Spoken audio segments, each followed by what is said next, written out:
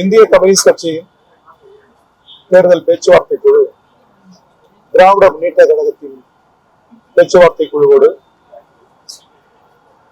போட்டியிடுகிற இடங்கள் குறித்து நாங்கள் உரையாடல் செய்தோம்.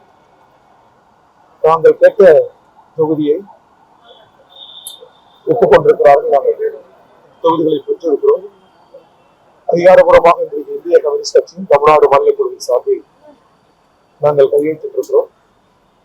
இடங்கள் குறித்த விவரங்களை கூட்டணி கட்சிகளின் தலைவர் என்கிற முறையில் மாண்புமிகு தமிழக முதல்வர் மு.க. ஸ்டாலின் அவர்கள் அறிவிக்க இருக்கிறார்.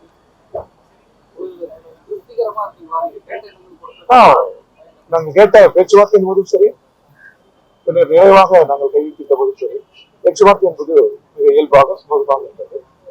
நாங்கள் கேட்ட இடங்களை தான் கொடுத்திருக்கிறோம்.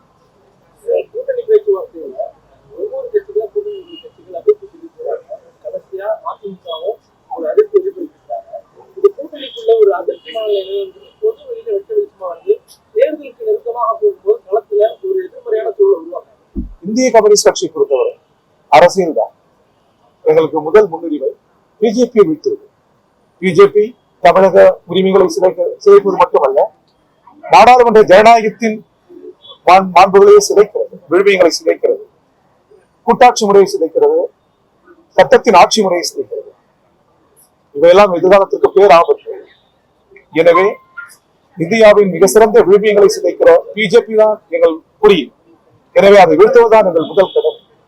இதற்கு முன்னால் மற்ற காரணிகள் எளிதில் கடந்து செல்ல முடியும் என்று இந்திய கம்யூனிஸ்ட் கட்சி நம்புகிறது. உங்களுக்கு தலைமைக்கு கூட்டணி கட்சி சரி, ஆனா தேர்தல் களத்துல மக்களுக்கு கட்டுக்கோப்பா இருந்த ஒரு கூட்டணிக்குள்ள ஒரு அதிருப்திகளை தேர்தல் முன்பாக வெளிப்படுத்துறது ஒரு எதிர்மறையை உருவாக்கும். பல கட்சி இயங்கும் முறையில் பல கட்சிகள் கூட்டணியில் சேர்க்கிற போது ஏற்ற இறக்கங்கள் வரும், எதிர்மறை நேர்மறை கருத்துக்கள் வரும். ஆனால் இவை எல்லாவற்றுக்கும் திமுக தலைமையான அந்த இடத்தில் ஒரு ஜனநாயக இடம் உண்டு, அதற்கான இடம் உண்டு. ஆனால் அங்கே பிஜேபி அந்த இடம் இல்லை. செல்வதே டெல்லிக்கு செல்கிறார்கள். அவர்கள் சொல்வதை கேட்க வேண்டும் இருக்கிறார்கள்.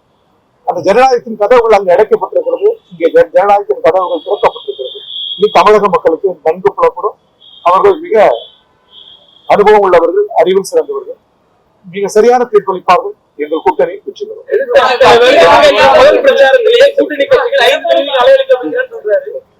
கூட்டணி